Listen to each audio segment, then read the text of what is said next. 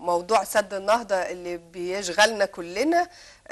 الحقيقة الدكتور هاني رسلان رئيس وحدة الدراسات في السودان بمركز الأهرام للدراسات قال إن سد النهضة مخطط صهيو أمريكي للإضرار بمصر. مفيش شك يا أستاذة نرمين إن احنا عندنا ملفات شائكة عاجلة على المستوى الخارجي، أهمها سد النهضة. ليه؟ لأنه مرتبط بقضية متعلقة بالأمن القومي المصري. جميل. مشكلة حياتية، يعني لو النيل حصل فيه مشكلة كيف سيعيش ال 90 مليون مواطن مصري؟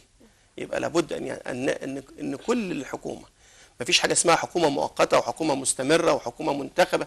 في مشكلة دلوقتي عندنا في أثيوبيا. الحقيقة ان العبقري يعني الرئيس الراحل السادات قال ان الحرب اللي جايه على مصر هتبقى حرب أنا عايز أقول لحضرتك حاجة وشوية معلومات بسيطة قوي، إن نسبة كفاءة هذا السد ونسبة الأمان بتاعته 1.5%. طبعا لو انهار هيأثر على 1.5%، مقامة على أرض نشطة في حزام الزلازل.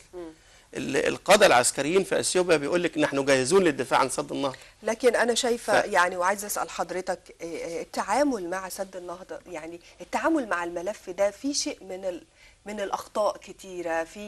احنا فين من افريقيا؟ يعني جمال عبد الناصر كان علاقته بافريقيا قويه جدا، كان عندنا شركه النصر هناك في افريقيا، كان عندنا قوه في افريقيا. احنا ليه تراجعنا بالشكل ده وبقينا بالشكل ده؟ يعني اكيد الشعب الاثيوبي محتاج فعلا السد، يعني عشان الكهرباء مش عشان الميه، هم عندهم ميه، لكن ازاي احنا نرجع علاقتنا بالناس دي حتى باقرب الجيران لينا؟ السودان لازال معانا خلاف معاه على الجانب، هم واقفين في صف الجانب الاثيوبي.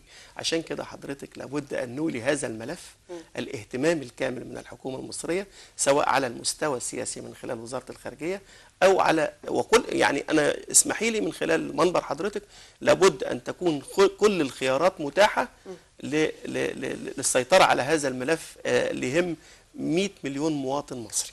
كل الخيارات مفتوحه بما فيها يعني عايز اقول لحضرتك كل الخيارات مفتوحه، لان دي مقدرات الشعب المصري. طبعا مفيش هزار في هذا الملف. طبعا. وعلى هذه الحكومه انها تخاطب الراي العام المصري عشان ما نغيبش، مش عايزين الشعب يفقد العلاقه بهذه الحكومه. وعلينا ان نعيد علاقتنا ايضا بافريقيا. ده مهم جدا طبعا.